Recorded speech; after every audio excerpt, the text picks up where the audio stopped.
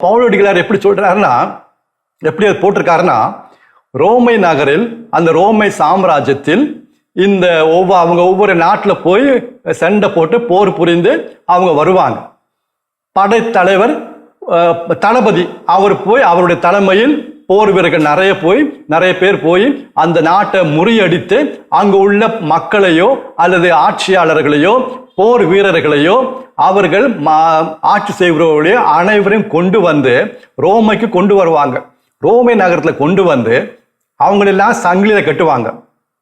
இந்த தளபதி ஒரு ரதத்தில் உட்கார்ந்துருப்பார், அலங்கரிக்கப்பட்ட ஒரு ரதம்.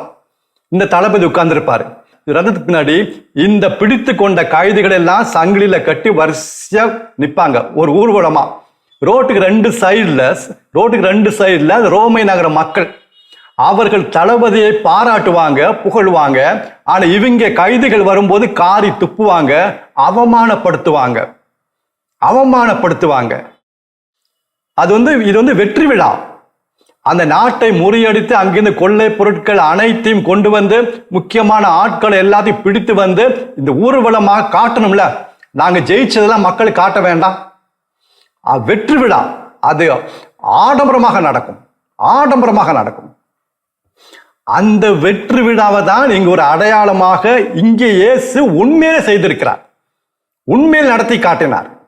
அந்த ரதத்துல தளபதி ஆண்டவராக இயேசு கிறிஸ்து, அந்த இயேசு கிறிஸ்துவோடைய அந்த செல்கிற ரதத்துல யார் இருக்கா? இயேசுவோடு இணைந்த யாரு? நீங்களும் நானும் அந்த ரதத்துல இருக்கோம். நம்ம கீழே கிடையாது.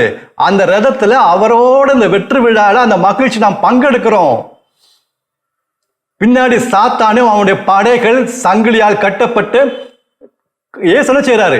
ஊர்வலமா இழுத்து செல்றாரு. அந்த வார்த்தை கவனிங்க. கொலோசியர் 2வது அதிகாரம் 15வது வசனம். இகழ்ச்சிக்கு உள்ளாக்குமாறு ஊர்வலமாக இழுத்து சென்றார். சிலுவையில் அந்த ஊர்வலம், அந்த வெற்றி விழா நடந்தது. ஏன் நமக்கு இந்த உண்மை இன்னும் தெரியாம இருக்கு?